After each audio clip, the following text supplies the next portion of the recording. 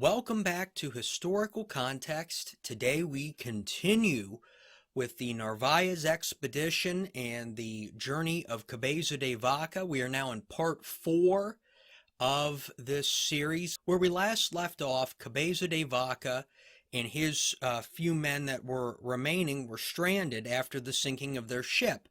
They were located in what is today Galveston Island in Texas, so they managed to sail with their essentially handmade ships across the northern part of the Gulf of Mexico. They are brought inland by natives that they had met there to their village, and where we last left off, they were terrified that they were going to be sacrificed that night. Well, lo and behold, that didn't happen. The group was spared, not hurt.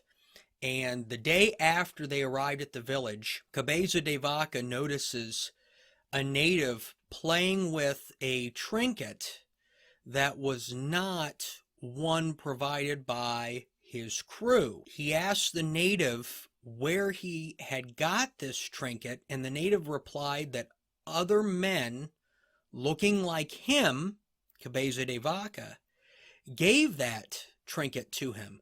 So clearly there are other Europeans in the area, likely or presumably members of the expedition. As you'll recall, those ships got separated. Cabeza de Vaca asked to be taken to those men, and they were, and when they got there, he realized it was one of the captains of the other barges that had gone missing, along with members of their crew. This group had been stranded when their boat was beached, and the group agreed to try to repair the barge and set sail. So it looks like they may have a way out.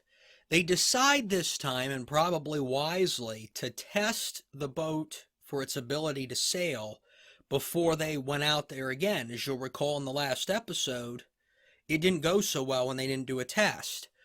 Well, they tested this barge and it sank. The option of sailing off of the island went down with that second barge. So the group decides to spend the winter in Galveston.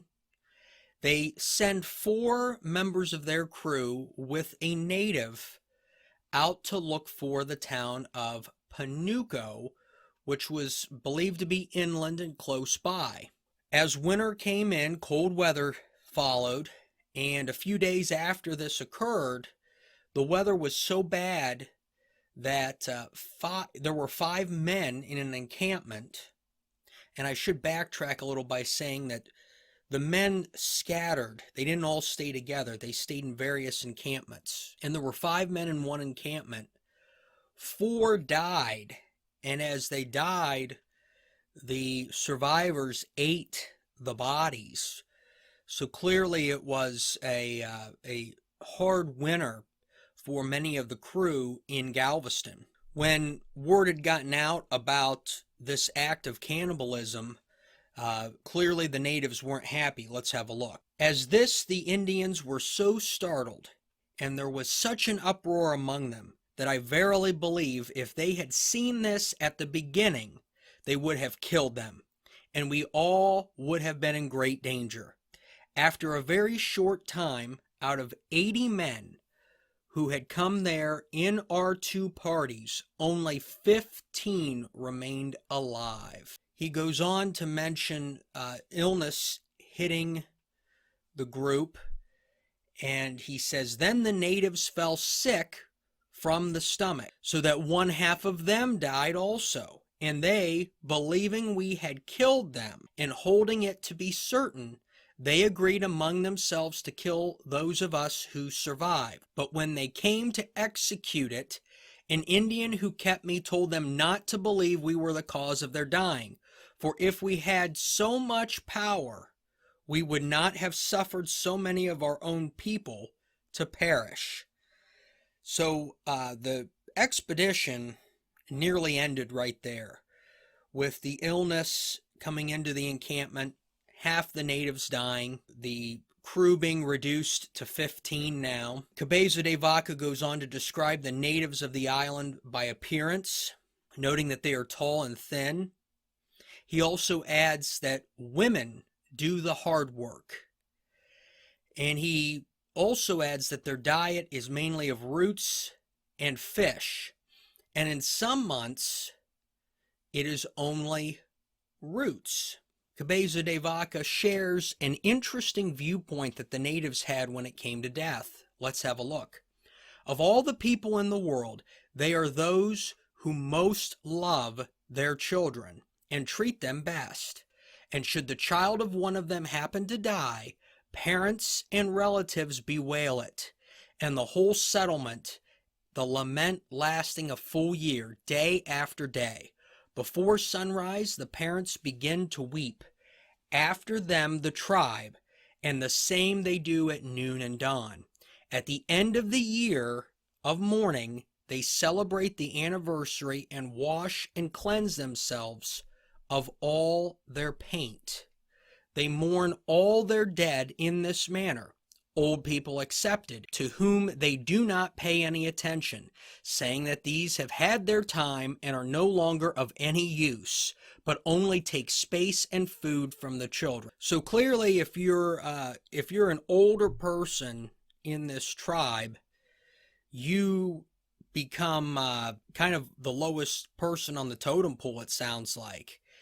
Cabeza de Vaca goes on to mention that everyone there has a wife, but medicine men, who are the doctors or healers of the tribe, are actually allowed to have 2 or 3 wives and additional privileges. And this is because the tribe held the medicine men up in higher regard than the others. When a man marries his wife, the wife is to cut off all communication from her family. She is allowed to communicate with her husband's family. And the natives explain to Cabeza de Vaca that this is a custom among all of the tribes in the area. So marriage for the women of this tribe comes at a great price because, as it was mentioned earlier, they do the hard work and they can no longer see or speak with their families again. When a son or a brother dies, the custom is for the household to not hunt for food for 3 months, but neighbors step in and help out.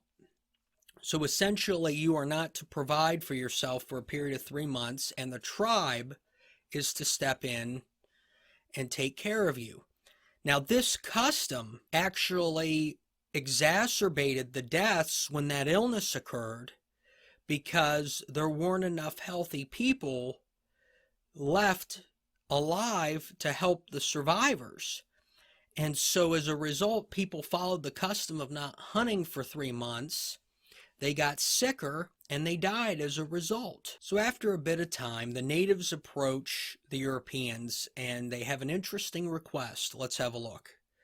On the island I have spoken of, they wanted to make medicine men of us, without any examination or asking of our diplomas, because they cure diseases by breathing on the sick, and with that breath and their hands they drive the ailment away.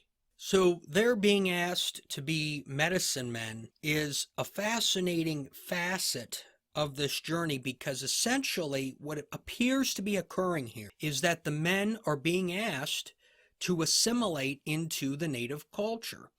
And I'm sure at this point, we've been 7 episodes into this unit. The question has to cross people's minds, as it has crossed mine. What is the possibility of lost Europeans assimilating with native tribes? Well, it seems like this was their opportunity. But the Europeans laughed it off. They did not want anything to do with being medicine men. And the natives, taking this seriously, retaliated by withholding their food. And essentially, the men were ultimately forced into participating in these medicine men rituals.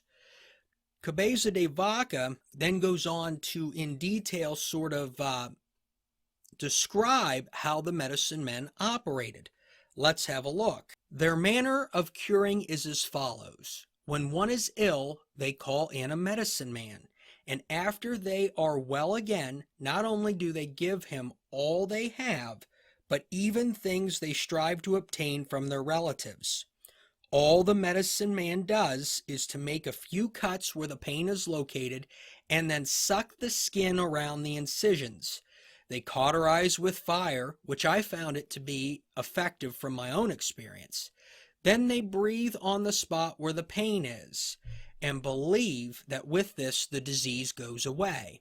The way we treated the sick was to make over them a sign of the cross while breathing on them, recite Ave Maria, and pray to God our Lord as best we could to give them good health and inspire them to do us some favors. So the natives show the Europeans what they're doing. They then expect the Europeans to mimic their behavior as medicine men. And what the Europeans decide to do instead, which, if you think about it, sucking on somebody's wound, probably not high up on their list, they decided to do a prayer, some breathing, recite Ave Maria, and hope for the best. Interestingly enough, as they started doing this, according to Cabeza de Vaca, the natives that were exposed to this technique began to heal, and the group, the Europeans, regained favor amongst the tribe. So the winter ends, and we are now in the spring of 1529. Cabeza de Vaca goes on to note that the natives that he was associating with actually spoke two different languages. There were two different groups of natives. One called themselves the Han, and the other called themselves a group that was later known as the Cocos. The Cocos territory extended from Galveston all the way up to the Colorado River. And that's a little bit important because it appears to mask the upcoming journey we have.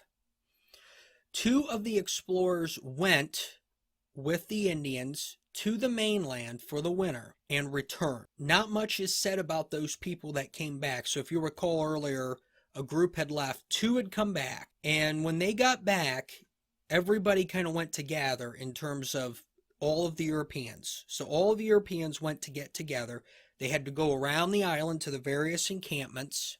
And when they did this, they found that they had a total of 14 men.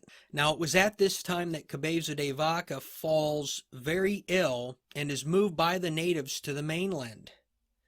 12 of the 14 men come to him, leaving 2 on the island. They end up, when they get on the mainland, finding another member of the expedition. So again, I mean, everybody's scattered. And it's interesting here because maybe ultimately somebody did get left behind and assimilated into the culture. As we'll read on, it's probably doubtful, but you just never know with how everybody was scattered out. Those 13 men, so there were 12 of the 14 plus the one guy they found, they actually decided to go into the mainland on their own. And they left Cabeza de Vaca behind with the natives to recover. And of course, with him being ill, there isn't much recollection of the time, but we do have a bit of a note here about how long this lasted. Let's have a look. I had to remain with those same Indians of the island for more than 1 year. And as they made me work so much and treated me so badly, I determined to flee and go to those who live in the woods on the mainland. I could no longer stand the life I was compelled to lead. At this point, the treatment has clearly turned, and this might be an indication of native culture. People who get sick in native culture, although Cabeza de Vaca doesn't say that, may be treated poorly, and that may have been what led to his treatment, is that he got ill. And he goes on to mention that he had to dig up roots, but that his treatment and condition improved when he began to trade amongst the tribes. He noted that there is neither trade nor barter much amongst these tribes because conflict was the dominant interaction of the day amongst the inland tribes. He goes on to claim that he trades along essentially a route or an area that was as long as 120 miles. So talk about an extensive area. And he trades everything from seashells that was used to cut fruit, to back hides, red ochre that was used to dye faces and hair, flint for arrow points, glue and hard canes, and tassels made of deer hair. He goes on to kind of summarize this role as a trader. This trade suited me well because it gave me the liberty to go wherever I pleased. I was not bound to do anything and no longer a slave. Wherever I went, they treated me well and gave me to eat for the sake of my wares. My principal object in doing it, however, was not find out in what manner I might get further away. So he's there for an entire year. Winter comes and Cabeza de Vaca stops trading, as the natives in the wintertime spend a majority of their time in their homes. Cabeza de Vaca would continue this practice of trade for another 6 years. So in wondering where this expedition was going to take us and how long he would actually be on foot, it turns out that he would stay in the inland of Texas near Galveston Island for a period of 6 years. He wanted to leave sooner, he writes, but he could not convince Lope de Oviedo, who was the one man left on the island, to go with him. He wanted Lupe to go with him, but that man decided to stay on the island, and he would ask him year after year, and that man would stay on the island. But 6 years in, one day something changed. Let's have a look. In the end, I got him to come, took him away, and carried him across the inlets and through the 4 rivers on the coast, since he could not swim. Indians informed us that further on there were 3 men like ourselves. Upon being asked about the rest of the party, they answered that all had died from cold and hunger. Cabeza de Vaca basically has to swim carrying this man across the inlet, de Oviedo, and when he gets there, he asks about these men and appears to have discovered that only 3 survivors remained further inland, and that was from that original party of 13. The natives later go on to tell Cabeza de Vaca that some of the men were actually killed by other natives further inland. So that's got to be scary when you're thinking about the time to get away. Cabeza de Vaca had also learned that the survivors were in bad shape. They had been beaten by the natives and were not being treated well. But it's interesting here because this all is coming in orally and nobody knows or is able to establish exactly who has them and where. Then all of a sudden the natives that they're with, as they're walking inland, begin to treat them badly, throwing mud at them and putting arrows to their chest and threatening them. Obviously the situation there changing. De Oviedo, the other man with Cabeza de Vaca, decides he wants to go back with some of the native women who were headed back to the village, and Cabeza de Vaca was trying to plead with him to stay with them, but there was no amount of pleading that he could do, and de Oviedo left. So he leaves with these women and heads back to the village.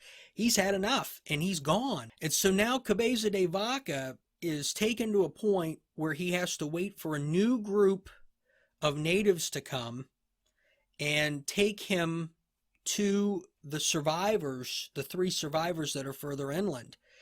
And so as a result, he is left alone with these natives. Obviously not the best place you want to be, but that's where we're going to conclude today. And next week, we will finish the Narvaez expedition and the journey of Cabeza de Vaca.